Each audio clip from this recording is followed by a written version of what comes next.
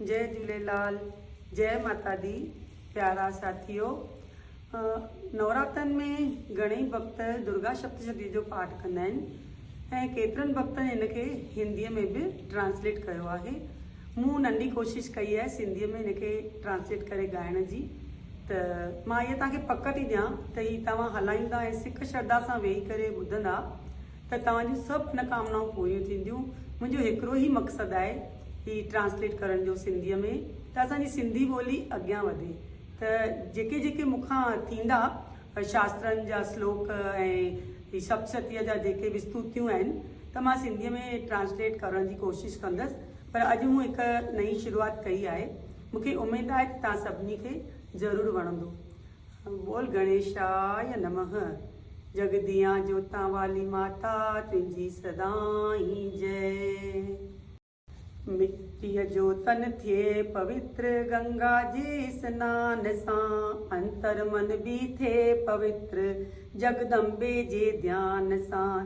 सर्व मंगल मांगल्ये शिवे सर्वाति साधिके, शरण्ये त्र्यंबके गौरी नारायणी नमस्तुते। शक्तिदायिनी शक्ति दे करियां तुंहिंजो ध्यान, पाठ निर्विघ्न थिए तुंहिंजो मुंहिंजो थिए कल्याण। मन जे सिंघासन ते अची वे मुंहिंजी माता, वेनती ॿुध दीननि जी जग जननी विरदाता। सुहिणो ॾीओ घीअ भरियो करियां मां तैयार, ज्ञान जी रोशनी ॾे मूंखे मिटाए मोह अंधकार। चंड ऐं सूर्य जी रोशनी चिमके थी अखंड, सभ में व्यापक तेजा ज्वाला जो प्रचंड।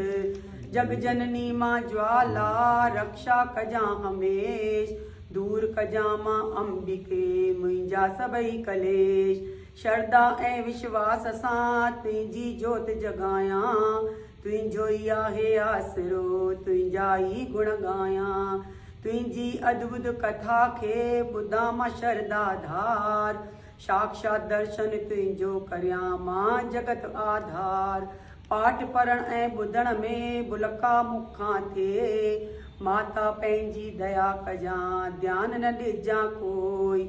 मां अणॼाण आहियां ॼाण न काई रीत, जहिड़ी तहिड़ी वाणीअ सां सम्झी वञजां मुंहिंजी प्रीत। भगतन जा अवगुण घणा अथई ॾिजां न माता ध्यान, सिंह वाहिनी माता अम्बे कजां मुंहिंजो कल्याण। धन धन माता अंबिके शिव जी शक्ति विशाल, रग रग में आहे वास तुंहिंजो दाती दीन दयाल। धन धन माता अंबिके शिव जी शक्ति विशाल, रग रग में आहे वास तुंहिंजो दाती दीन दयाल। मुंहिंजी दाती दीन दयाल। बोल सच्चे दरबार की जय, बोल अम्बे मात की जय। आयो लाल सभई चो झूलेलाल।